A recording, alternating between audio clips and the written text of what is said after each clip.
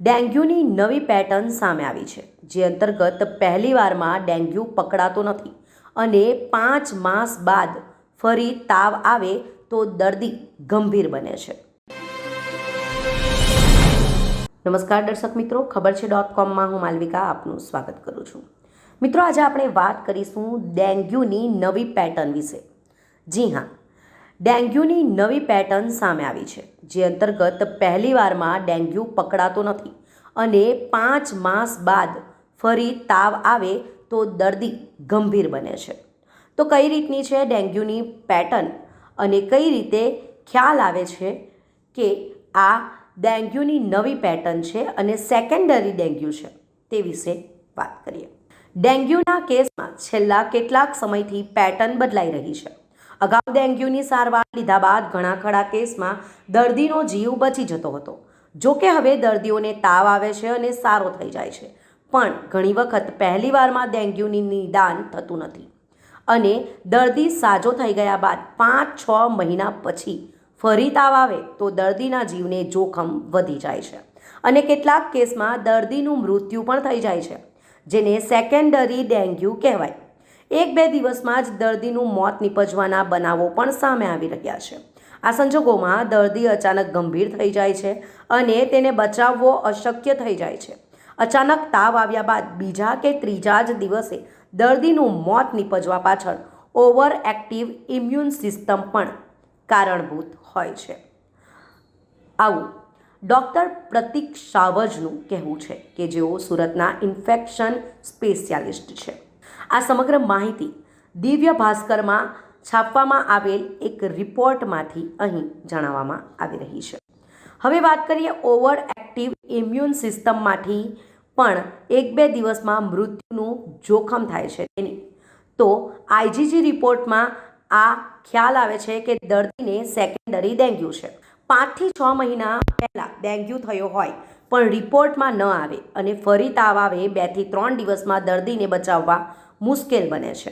આઈજીજી રિપોર્ટમાં ખ્યાલ આવે છે કે સેકન્ડરી ડેન્ગ્યુ છે.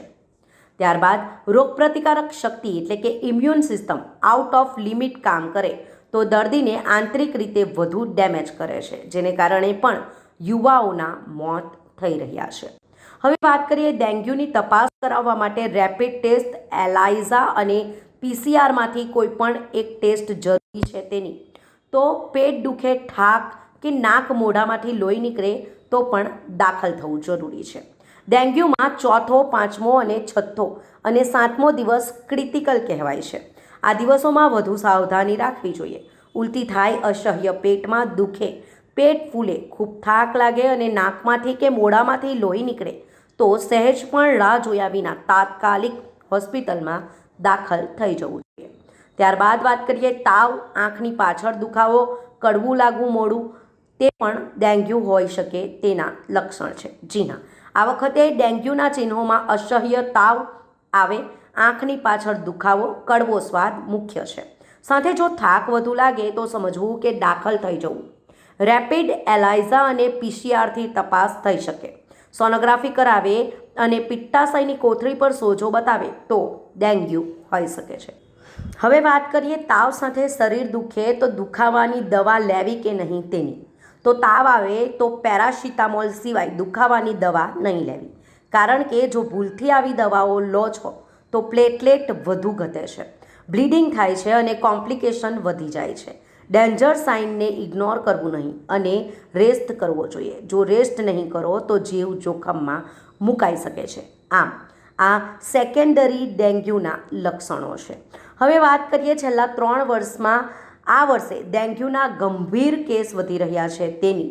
તો doctor Hitesh Rathod, MD medicine, તેઓનું જણાવવું છે કે ડેન્ગ્યુના દર્દીનું અચાનક બ્લડ પ્રેશર ઘટી જવું, પ્લેટલેટ ઘટી જવા સાથે મોઢા, પેશાબ કે મળ માર્ગે બ્લીડિંગ શરૂ થઈ જવું આ લક્ષણ છે. જો આવું હોય તો સ્થિતિ ગંભીર છે. છેલ્લા 2-3 વર્ષની સરખામણીમાં આવા કેસ હાલ વધુ આવે છે.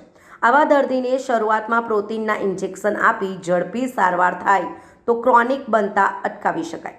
સિસ્ટમિક ઇન્ફ્લામેટરી રિસ્પોન્સ સિન્ડ્રોમ કે સાઇટોકાઇન સ્ટ્રોમ નામની તકલીફ હોઈ શકે, જેમાં દર્દીનું પ્રેશર ઘટી જાય છે જો હાઇડ્રેશન ન જાળવે તો અચાનક કોલેપ્સ થઈ શકે. આ વખતે ડેન્ગ્યુના દર્દી આવે છે એની તીવ્રતા વધારે છે. પહેલાં 2 દિવસમાં વ્યવસ્થિત સારવાર લે તો તેને અટકાવી શકાય. આમ ડેન્ગ્યુના કેસ સામે આવી રહ્યા છે, જેમાં નવી પેટર્ન હોવાનું સામે આવી રહ્યું છે. 1.5 મહિનામાં 10 લોકોના મૃત્યુ થયા છે.